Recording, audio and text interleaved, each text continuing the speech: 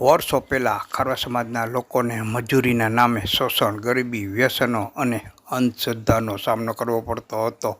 તે સમયે પોરબંદર ખારવા સમાજના વણોટ કાનજીભાઈ દેવજીભાઈ ગોહેલ તથા આગેવાનોએ નવો વિચાર લાવીને અષાઢી બીજે રામદેવ પ્રભુની શોભાયાત્રાનું આયોજન કરેલ, જે પરંપરા આજે પણ ચાલુ છે. તે સમયે ખારવા સમાજની એકતા વધારવા પ્રયત્ન કર્યા હતા. અષાઢી બીજની ઉજવણી બાદ ખારવા સમાજની તે સમયે પરિસ્થિતિ બદલાઈ.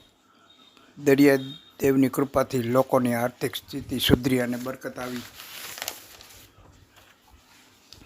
આજે પણ અષાઢી બીજે રામદેવજી પ્રભુની શોભાયાત્રાની પરંપરા જળવાઈ રહી છે. પોરબંદરમાં અષાઢી બીજે ખારવા સમાજ દ્વારા રામદેવજી પ્રભુની ચાંદીની પાલખી આકર્ષણ જમાવે છે. રામદેવજી પ્રભુના ચાંદીના પાલખીમાં દર્શન માટે લોકો ઉમટી પડે છે. વીરમ દેવી રાય ચંબે પડિયા હે દીદી આવું નતું જાણ્યું મેં જુગનાયા ધાર જીવો રામા હે જીવો જીવો હે દીદી કરશન દાસ કામળીઓ ગાવે હે દીદી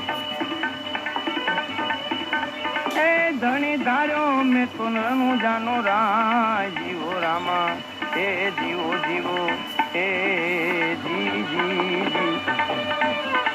પાણીના પિંડ બન્યા પરમેશ્વર હે જીજી અને પાણીની ઉત્પત્તિ પંડરાની માં જીવો રામા હે જીવો જીવો હે જીજી મારી બેડીના તારણ વેલેરો